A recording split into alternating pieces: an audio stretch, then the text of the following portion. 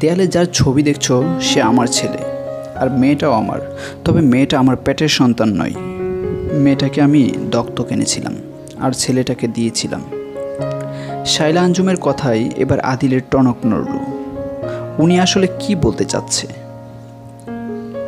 আদিলের বুকের মধ্যে মুহূর্তে তোলপাড়, কতদিনের জমানো ঘৃণার নতুন উপস্থিতি টের পাচ্ছে। তার ঠোঁট কাঁপছে, কিন্তু কেন জানি কিছু বলতে পারছে না। আদিল নিচের হাত মুঠো করে নিজেকে সংযত করল। দরজার সামনে পা রেখে বলল, কাল আমাকে একটা কাজে ঢাকার বাইরে যেতে হবে। পরশুদিন আমি আমার মাকে নিয়ে আসব। আজকে আপনি আমার কারণে আঘাতপ্রাপ্ত, অসুস্থ, তাই আমি কিছু বলতে চেয়েও পারছি না। আপনার সাথে অনেক বোঝাপড়া আছে আমার। বলে আদিল রুম থেকে বের হয়ে গেল। শায়লা আঞ্জুম এখনও কেঁদে চলেছে। তার পালিত মেয়েটা এসে বারবার তাকে শান্ত করার চেষ্টা করছে। আদিলের রাগ জেদ ক্রমান্বয়ে বেড়েই চলেছে। একে তো তাকে ছোটবেলায় ফেলে চলে গিয়েছিল, এরপর তাকে চিনেও এতদিন সামনে আসেনি। আজকে উনি অনিচ্ছায় সামনে এসেছে নাকি ইচ্ছে করে এসেছে কে জানে। কিন্তু এত বছর পর উনি এখন কেন আসলো, কি করতে চাইছে? কিন্তু ওনার চেহারাটা সামনে ভাসতেই আদিল কেমন গলে যাচ্ছে। মনে হচ্ছে তার চোখ দুটোতে কোনো রকম স্বার্থ নেই। সন্তানের জন্য সেখানে শুধুই অগাধ ভালোবাসা। নিজের মা বলে এমন লাগছে নাকি? কিন্তু এমন হলে তো হবে না। ওনাকে সব কিছুর জবাব দিয়ে করতে হবে। দামি বাংলোতে ঘুমোচ্ছে, অন্য জায়গা থেকে দত্তক এনে সন্তান পালন করছে, অথচ নিজের ছেলেকে সেদিন একটা এতিমখানায় ফেলে চলে গিয়েছিল। বাসায় পৌঁছাতেই আদিলের মা দরজা খুলে ছেলের চেহারার দিকে তাকিয়ে একটু অবাক হয়ে বলল, আদিল, কোনো সমস্যা? অফিসে কোনো কিছু হয়েছে, ঝামেলা? এমন লাগছে কেন তোমাকে? আদিল কোনো কথা বলল না। কিছুক্ষণ তার মায়ের দিকে চুপ করে তাকিয়ে রইল। আদিলের চোখে দেখে বোঝা যাচ্ছে এখনই এখান থেকে বৃষ্টি শুরু হবে। আদিল চোখ লুকানোর চেষ্টা সেখান থেকে চলে গেল। তিনি ছেলের চলে যাওয়ার দিকে তাকিয়ে রইল, কিন্তু কিছুই বুঝতে পারছিল না। আদিল ফ্রেশ হয়ে বিছানায় হেলান দিয়ে নিজের ফোনটা তুলে দেখলো অন্তি কয়েকবার ফোন দিয়েছে। অন্তি ভালো করেই বুঝতে পারছে আদিল সব জেনে যাবে।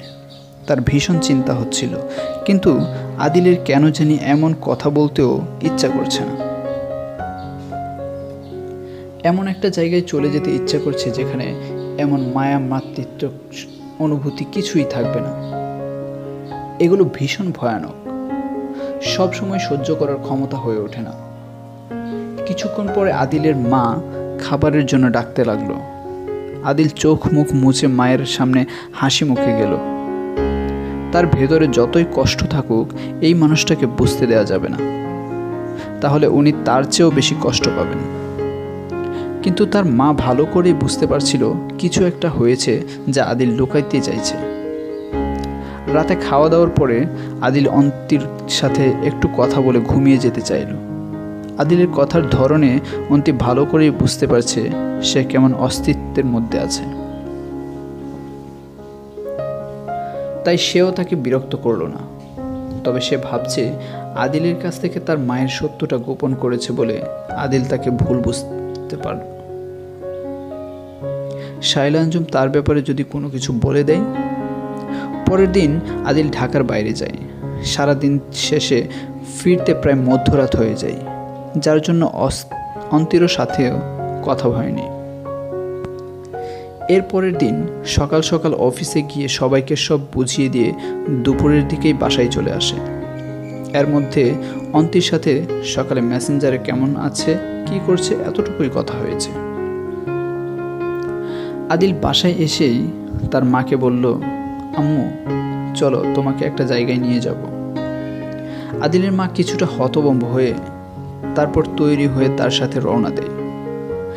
আদিল শায়লা আঞ্জুমের বাসার কাছে আসতেই তার মার চেহারাটা একদম কালো হয়ে যায়। তিনি বুঝতে পেরে গেলেন বিরাট গোলমাল পাকিয়ে গেছে। ছেলের সাথে সাথে এখন যাওয়া ছাড়া কোনো উপায় নেই তার। তিনি আস্তে আস্তে তার পেছনে গেলেন। আদিল গিয়ে দেখল দরজা খোলা। শায়লা আঞ্জুম যেন আগে থেকেই জানে এই টাইমেই আদিল আসবে, কিন্তু সেখানে অন্তি এবং তার মা বাবাকে দেখে আদিল আরও অবাক হয়। শায়লা আঞ্জুম আদিলের মার কাছে এসে করুণ স্বরে বলল, আপা মাফ করবেন এত কিছু হয়ে যাওয়ার জন্য। আদিল তার মায়ের দিকে একবার তাকালো, তারপর অন্তির দিকে তাকিয়ে তার মাথা ঘুরছে। অন্তি তাহলে শিকদার পরিবারের মেয়ে, যাকে সে কয়েকদিন আগে দেখতে গিয়েছিল, কিন্তু জন্ম পরিচয়ের জন্য তার বাবা বিয়েটা বাতিল করেছে। সে কিনা আবার এই মেয়েরই প্রেমে পড়ে গেল। আদিল এই মুহূর্তে এই ব্যাপারটা নিয়ে না ভেবে তার মা এবং অন্তির উদ্দেশ্যে প্রশ্ন করল, তাহলে সবাই সব কিছু জানে? মা, তুমি আগে থেকেই ওনাকে চিনতে আজ পর্যন্ত বলনি কেন? আর অন্তি, তুমি পরশুদিন অ্যাক্সিডেন্টের পরও কিছু বলনি কেন? সবাই চুপ করে আছে। শায়লা আঞ্জুম বলে উঠল, আদিল, আমি তাদের বারণ করেছিলাম। আদিল রেগে গিয়ে বলল, আপনি কোনো কথা বলবেন না। আমি আপনাকে এই পৃথিবীতে সবচেয়ে বেশি ঘৃণা করি। আপনি সবচেয়ে নির্দয় আর প্রতারক। সমাজশাস্ত্র পণ্ডিত, গুরুজন সবাই মিথ্যা বলে। মায়েরা নাকি মমতাময়ী, তারা নাকি সন্তানের জন্য সব করতে পারে, কিন্তু আপনি কি পেরেছেন? অমানুষের মতো আমাকে ছেড়ে নিজের সুখের চিন্তা করেছেন। দূরে সরিয়ে দিয়ে দিনের পর দিন নিজেকে নিয়েই ভেবে চলেছেন।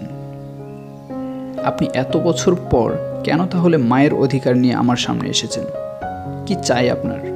কেন আমার সুখের জীবনের মধ্যে প্রবেশ করে আমাকে আবার যন্ত্রণা দিতে চাইছেন? শায়লা আঞ্জুম আদিলের মুখের দিকে তাকিয়ে কাঁদছে। এটা তার সত্যিই প্রাপ্য ছিল। কত বড় হয়ে গেছে, তার সাথে রাগগুলো কত ভয়ঙ্কর রূপ নিয়েছে। আদিলের মা আদিলের হাতে ধরে বলল, আদিল, মায়ের সাথে এভাবে কথা বলতে হয় না। শত হোক উনি তোমাকে জন্ম দিয়েছে। আদিল তার মায়ের দিকে তাকিয়ে বলল, মা, তুমিও এই কথা বলছো? উনি কি করে আমার মা হতে পারে? মা হওয়ার কি কোনো যোগ্যতা ওনার আছে? জিজ্ঞাসা করো উনি কেন, কোন অধিকারে নিজেকে মা প্রমাণ করতে চাইছে। অন্তি এবং তার বাবা চুপ করে দুই পক্ষের কথা শুনে যাচ্ছে। তারা বুঝতে পারছে না এমন একটা পরিবার সংক্রান্ত ঝামেলায় শায়লা আঞ্জুম তাদেরকে কেন আমন্ত্রণ করেছে। সবাই চুপ করে আছে। শায়লা আঞ্জুমের বুক ফেটে যাচ্ছে, তাও কোনো শব্দ বের হচ্ছে না। এর মধ্যে পাশের রুম থেকে আস্তে আস্তে একজন বৃদ্ধা এগিয়ে এসে শায়লা আঞ্জুমের হাতে ধরে বসে পড়ল। চোখ ভর্তি পানি নিয়ে আস্তে আস্তে বলল, শায়লা, আজকেও নীরব থাকবি তুই? কিছুই বলবি না নিজের ছেলেকে? শায়লা আঞ্জুম তার মাকে জড়িয়ে কেঁদে কেঁদে বলল, মা, ওকে বলতে দাও, তার অভিযোগ শেষ হতে দাও। আমার মতো হতভাগী নিজের ছেলের অভিযোগগুলোকে না হয় ভালোবাসার পরশ দিয়ে বুকে আগলে বাকি জীবনটা কাটিয়ে দেব। এবার আদিলের মা আদিলের দিকে তাকিয়ে বলল, আদিল বাবা, আমাকে তুমি ভুল বুঝো না। তোমার মা তোমাকে এতিমখানাতে রেখে গিয়েছিল আমার জন্যই। তিনি সেদিন আমার কাছে অনুনয় করেছিলেন তোমাকে যেন আমাদের ভালোবাসায় মানুষের মতো মানুষ করি। তিনি সরাসরি আমার কাছে রেখে যাননি, কারণ এতে তুমি আমাদের প্রতিও একটা ক্ষোভ নিয়ে বড় হবে। তুমি ভাববে কোনো চুক্তিতে হয়তো আমরা তোমাকে তোমার মায়ের কাছ থেকে নিয়ে আসছি। তিনি চেয়েছেন তোমার পরিপূর্ণ সম্মান বোধ আমাদের দিয়ে থাকুক, আর মাকে ঘৃণা করা ভিড়েই ভুলে যাও। আমি জানি না উনি কেন নিজের ছেলেকে আমাদের হাতে তুলে দিয়েছিলেন, কিন্তু তিনি সেদিন একটা শর্ত দিয়েছিলেন, যদি কখনো তোমার জন্ম পরিচয় নিয়ে প্রশ্ন ওঠে, মানুষ যদি জন্ম নিয়ে নানান কথা বলে, আর তুমিও যদি সেদিন নিজেকে এই দিক থেকে ছোট ভাবো, তাহলে তিনি তোমার আসল পরিচয় নিয়ে সামনে আসবেন। আর এটাও বলেছিলেন তিনি যেখানে থাকেন সবসময়ই তোমার খোঁজ রাখবে। আমি জানতাম না উনি অন্তিদের পরিবারের না সম্মতির কারণটাও জেনে গিয়েছিলেন। তারও শুধুমাত্র জন্ম পরিচয়ের জন্য বিয়েটা ভেঙে দিয়েছিল। আমি বুঝতে পারছি এই জন্যই এখন তোমার সামনে তোমার পরিচয় নিয়ে আসছে। আদিল কিছুটা সরে গিয়ে বলল, মা, এতদিন আমাকে কেন বলনি এসব? আর এসব জেনেও কি হবে? উনি তো ইচ্ছে করলেই পারতো আমাকে নিজের কাছে মানুষ করতে, পারতো না? সন্তানকে মানুষ করতে গিয়ে মায়ের কামলা পর্যন্ত খাটে, সেখানে উনি তো আমাকে নিয়ে বেঁচে থাকার কথা কখনোই চিন্তা করেনি। এবার শায়লা আঞ্জুম জোরে জোরে কেঁদে ওঠে আর তার বৃদ্ধ মায়ের দিকে তাকিয়ে বলে, মা, আদিল কি বলছে শোনো। আমি সারা জীবন আমার চিন্তা করেছিলাম, আমি তাকে নিয়ে বাঁচতে চাইনি? বলো না তুমি, আদিল কি বলছে মা? শায়লা আঞ্জুমের মা মেয়ের গালে হাত রেখে বলল, আর কত লোকাবি মা, কত নীরব থেকে থেকে নিজে কষ্ট পাবি, আর এত শত অভিযোগগুলোকে হজম করবি। তুই আজকেও এটাই চাইবি আদিল নিজের বাবার সম্পর্কে কিচ্ছু না জানুক? এই নীরবতা তো বহু বছর চলছিল। প্লিজ এবার এগুলোকে ছুটি দে মা, সব বল ওদের। শায়লা আঞ্জুম মায়ের দিক থেকে চোখ সরিয়ে আদিলের দিকে তাকিয়ে আবার বলল, আদিল, তুমি তোমার জন্মদাতা বাবাকে ঘৃণা করো না কেন? আদিল কিছুটা চুপ থেকে বলল, আমার ওনার কথা মনে নেই, শুধু মনে আছে আমি চিৎকার করে সেদিন আপনার সাথে যেতে চাইছিলাম, কিন্তু আপনি নিষ্ঠুরের মতো ফেলে চলে গিয়েছিলেন আমাকে। শায়লা আঞ্জুম একটু দম নিয়ে বলল, আদিল, আমি শুধু তোমাকে নয়, তোমার বাবাকেও ফেলে চলে আসছিলাম। একটা নরক জীবন থেকে মুক্ত হতে চেয়েছিলাম, কিন্তু আমি পারিনি বাবা। মা বাবার ইচ্ছেতে সম্পূর্ণ অচেনা একটা মানুষকে বিয়ে করেছিলাম। বিয়ের পর থেকে বুঝতে পারি উনি স্বাভাবিক নন। প্রতিদিন পার্টি করে মাতাল হয়ে বাসায় ফিরতেন, কিছু বললেই গায়ে হাত তুলতেন। তারপরও আমি সহ্য করেছিলাম, কারণ কয়েক মাসেই বুঝতে পারি আমার গর্ভে তুমি আছো। শুধু তোমার কথা ভেবে, তোমার পিতৃ পরিচয়টার লোভে আমি তখনও দাঁত কামড়ে ওই সংসারে পড়েছিলাম। তোমার বাবা আমার পুরো প্রেগনেন্সির সময় একবারও জানতে চায়নি আমার কি দরকার, আমি কেমন আছি। কিন্তু ওনার বান্ধবীদের সাথে ঘোরাফেরা, তাদের নিয়ে রাতের পর রাত পার্টি করা, শপিং করে দেওয়া, এগুলো মিস হতো না। আমার তখন 8 মাস চলে। তোমার বাবাকে কোথাকার একটা মেয়ে এসে বাসায় দিয়ে যায়। আমি জবাবদিহি করতে গেলে উনি আমার গায়ে হাত তোলে, ধাক্কা দিয়ে মেঝেতে ফেলে দেয়। আমি অচেতন হয়ে পড়ি। তোমার দাদাভাই ছিল শুধু, তিনি বুঝতে পেরে দৌড়ে আসে আর আমাকে হসপিটালে নিয়ে যায়। জরুরি অবস্থায় অপারেশন হয়। কেউ বলেনি বাচ্চা এবং মা দুজনই বাঁচতে পারবে। সময়ের আগে সিজার হওয়ায় তোমাকে নিয়ে অনেক দিন পর্যন্ত হাসপাতালে থাকতে হয়। তারপর বাবার বাড়ি ছিলাম। বাবা অসুস্থ ছিল। মা আমাকে পুনরায় সেই নরক সংসারে না যাওয়ার জন্য হাত জোর করে। কিন্তু আমি শুধু তোমার কথা ভেবে তোমার 4 মাস বয়সে আবারও ফিরে আসি ওইখানে। তারপর থেকে উনি আমার সাথে থাকা বন্ধ করে দিয়েছিল। তোমার কান্নাকাটি এসব ওনার বিরক্ত লাগতো। আলাদা থেকেও তিনি আমার সাথে বাজে ব্যবহার করত। তোমার 2 বছর বয়স তখন। তুমি নিজে থেকে তোমার বাবার কাছে গিয়ে ওনাকে বাবা বলে ডেকেছিলে। সেদিন আমি দেখেছিলাম উনি 2 মিনিট একটু কোলে নিয়ে আদর করেছিল, কিন্তু তুমি প্রস্রাব করে দেওয়ায় উনি তোমাকে এক ঝাড়ি দিয়ে বিছানার উপর ফেলে দেয়। তুমি ভয় পেয়ে জোরে কেঁদে উঠেছিলে। সেদিন তোমাকে বুকে জড়িয়ে বলেছিলাম আর যেতে দেব না ওই মানুষটার কাছে। এতটুকু বলেই শায়লা আঞ্জুম নিজের কান্না থামাতে পারছিল না। তিনি সোফার হাতলে ধরে হুমড়ি খেয়ে পড়েন। সবার চোখ ভেজা এবং সবাই চুপ করে আছে। আদিল আস্তে আস্তে শায়লা আঞ্জুমের পাশে ওনার মাথায় হাত রেখে ফ্লোরে বসে পড়ে। কান্নার মধ্যে কিছুটা রাগ টেনে বলে, উনি এখন কোথায়? শায়লা নিজের মাথা তুলে তাকিয়ে দেখে আদিল কাঁদছে। ছেলের গায়ে হাত রেখে বলে, জানো,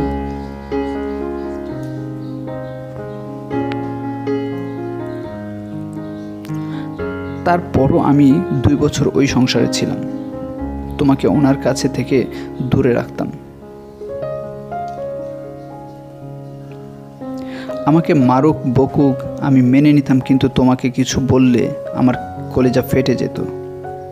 সেদিন রান্নার কাজে ব্যস্ত ছিলাম, হঠাৎ পেছন তাকিয়ে দেখি তুমি তোমার খেলনা ফেলে কোথাও চলে গেছো।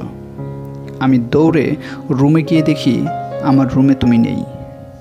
তোমার বাবার রুমে যেতেই দেখি উনি বোতল থেকে এসব বাজে পানীয় খেয়ে মাথাল অবস্থায় তোমাকেও বলতেছে খাওয়ার জন্য।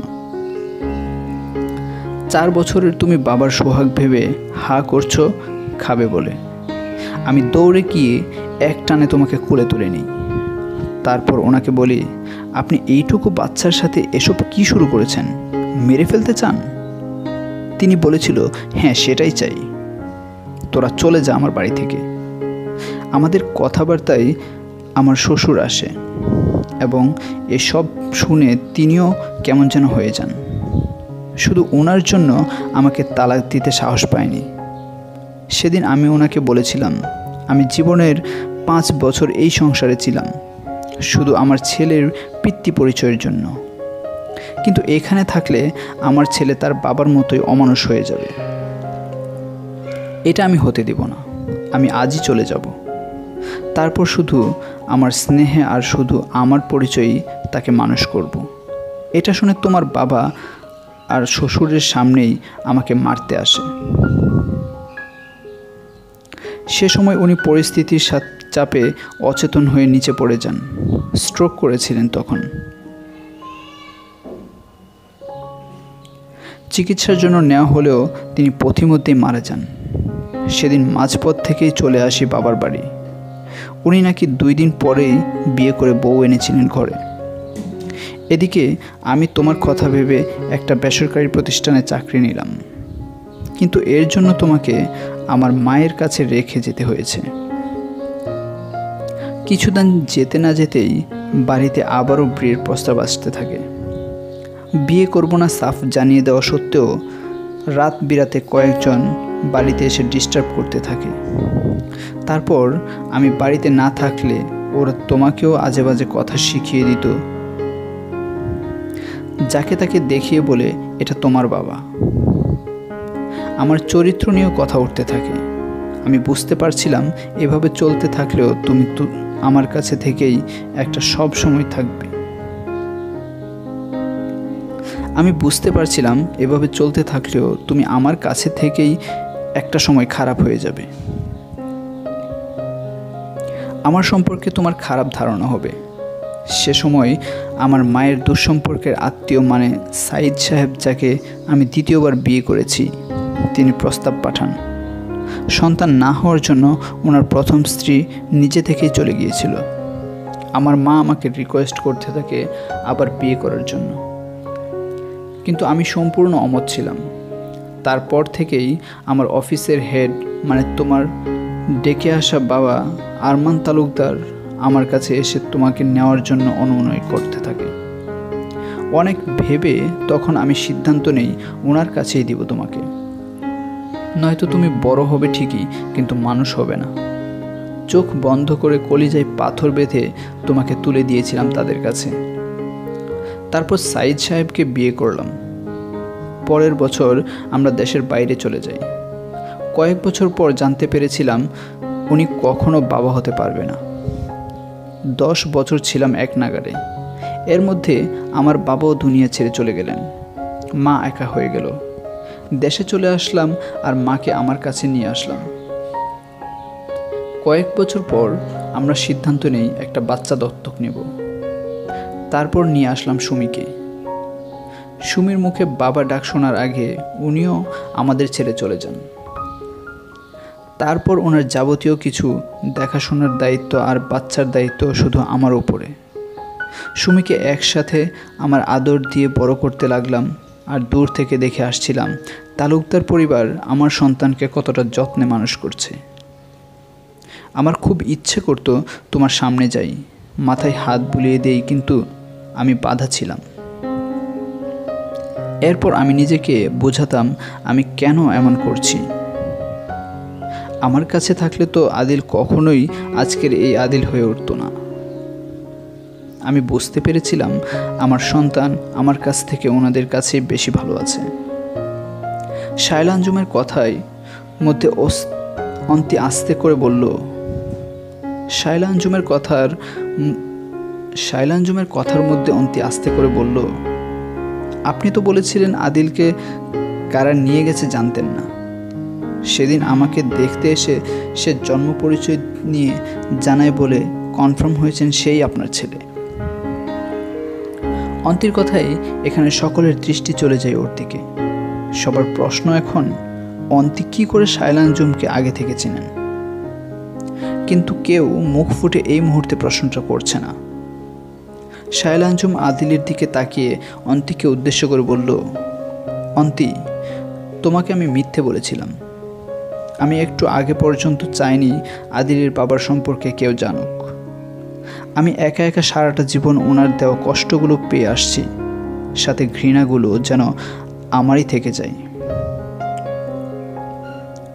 কারণ শত খারাপ হোক, উনি আদিলের বাবা ছিলেন। তোমাকে যদি বলতাম আমি জেনে শুনে তাদের কাছে তুলে দিয়েছি, তুমি অবশ্যই এর পেছনের কারণটা জানতে চাইতে, আর সেটাই আমি বলতে চাইনি। কিন্তু এখন দেখো, সব কিছু বলতেই হলো। হয়তো এত বছরের নীরবতার ছুটি আজকেই হওয়ার ছিল। আর আদিল জানতে চেয়েছিল উনি এখন কোথায়। বলেছিলাম তোমার দাদার মৃত্যুর 2 দিন বাদেই আবার বিয়ে করেছিল। সেই বউ কয়েক বছরে পুরো সম্পত্তি হাতিয়ে ওনাকে ফেলে চলে যায়। তার পরপরেই ওনার মধ্যে রক্ত ক্যান্সার বাসা বাঁধে। আমি দেশ থেকে যাওয়ার 5 বছরের মাথায় উনি বিনা চিকিৎসায় মারা যান। এবার শায়লা আঞ্জুম জোরে একটা দম নিয়ে 2 হাত নিজের কপালের ওপর রেখে হাঁটুতে মাথা ঠেকান। আদিল তাকিয়ে দেখল অন্তির মা বাবাও চোখের পানি মুছছে। আদিল তার মায়ের দিকে তাকাতেই উনি চোখ দিয়ে ইশারা করলেন ওনাকে শান্ত করতে। আদিল শায়লা আঞ্জুমকে কিছু বলতে যাবে, তার আগেই উনি মাথা তুলে অন্তির বাবার উদ্দেশ্য করে বললেন, শিকদার সাহেব, আপনি জেনেছেন তো আমার আদিল রাস্তা থেকে তুলে আনা কোনো অপবিত্র মায়ের সন্তান নয়। এটা নিয়েই তো আপনার দ্বিমত ছিল। এখন আরও ভালো করে জেনে নিন, হাজার ঝড়ের মধ্যেও আদিল পবিত্র, তাকে খারাপ কিছু স্পর্শ করতেও পারবে না। আজীবন মা হিসেবে আমি সন্তানের জন্য এটাই চেয়ে এসেছি। আলহামদুলিল্লাহ, আমি নিজে না পারলেও তালুকদার পরিবার জন্য আজ এটা সার্থক হয়েছে। আদিল, তোমার মায়ের কাছে যাও। মা ডাক শোনার স্বাদটা অপূর্ণ থেকে যাক। আমার সুমি আছে তো। আদিল সাথে সাথে উঠে মা বলে শায়লা আঞ্জুমকে জড়িয়ে ধরল। সন্তানের স্পর্শে তিনি ঢুকরে কেঁদে ওঠেন। সাথে আদিলও মাকে জড়িয়ে কাঁদতে থাকে। আজ কত বছর পেরিয়ে সেই ছোট্ট সন্তানটাকে আজ কত বড় হওয়ার পরে আবার তার মায়ের বুকে তার শীতল ছোঁয়া দিয়েছে। এই খুশি যেন আজকে ওনার মৃত্যু আসলেও মনে কোনো আফসোস রাখবে না। আদিল শায়লা আঞ্জুমের দিকে তাকিয়ে নিজের ভুলের জন্য মাফ চাইতে লাগলো। না জেনে মানুষটাকে কতই না খারাপ কথা বলেছে, কিন্তু ছেলেকে পেয়ে তার জন্য কোনো দিকেই যেন ভ্রুক্ষেপ নেই। আর আদিলের রাগটা স্বাভাবিক ছিল, এটাও কারো বুঝতে অসুবিধা হয়নি। আদিল তার 2 মাকে একসাথে ধরে এদিকে ওদিকে তাকিয়ে বলল, আমি বড় ভাগ্যবান, আমার 2টা মা। আমরা আজ থেকে একসাথে থাকব। নানু, আমার বোন সুমি, আমরাও একসাথে থাকব। মাঝ থেকে অন্তির মা বলে উঠল, আদিল বাবা, আমাকে তোমার মা বানাবো না। আদিল হেসে বলল, আরে আমার তো এখন 3টা মা।